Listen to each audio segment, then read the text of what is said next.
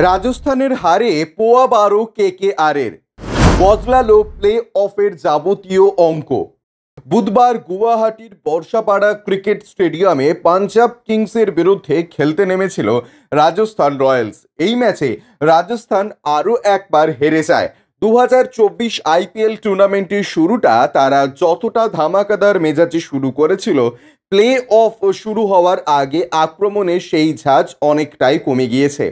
বুধবার এই ম্যাচে রাজস্থানকে 5 উইকেটে হার স্বীকার করতে হয়েছে। রাজস্থানের টানা 4 ম্যাচে পরাজয়ের পর প্লে অফের লড়াই যে আরও রোমাঞ্চকর হয়ে উঠছে তা চোখ বন্ধ করে বলা যেতেই পারে। এমনকি রয়্যালসদের মাথার ওপরই বিপদের খাড়া ঝুলছে বললেও অযৌক্তিক করা হবে না। আসলে রাজস্থান রয়্যালসের কাছে 18 পয়েন্ট সংগ্রহ করার সুযোগ ছিল, কিন্তু এই পরাজয়ের কারণে তারা আপাতত 16 পয়েন্টসেই দাঁড়িয়ে রইল।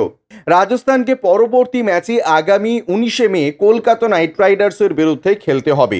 এই ম্যাচ যে তাদের কাছে যথেষ্ট কঠিন পরিস্থিতি হতে চলেছে তা বলা যেতেই পারে।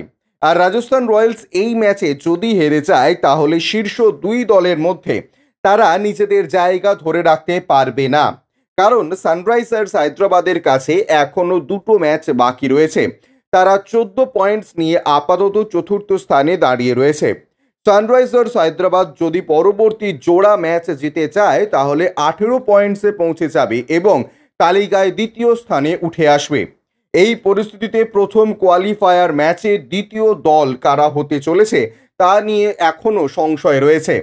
প্রথমে মনে করা হচ্ছিল যে প্রথম কোয়ালিফায়ার ম্যাচটা কলকাতা নাইট রাইডার্স এবং রাজস্থান রয়্যালসের মধ্যে আয়োজন করা হবে।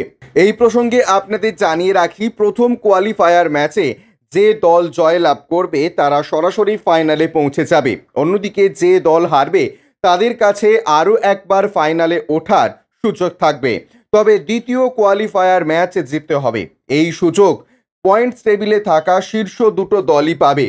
আর সেই কারণে রাজস্থান রয়্যালস চলতি আইপিএল টুর্নামেন্টের প্লে অফে কোয়ালিফাই করে গেলেও পাঞ্জাব কিংসের বিরুদ্ধে এই হার তাদের সমস্যা অনেকটাই বাড়িয়ে দেবে। Bureau report, UG news.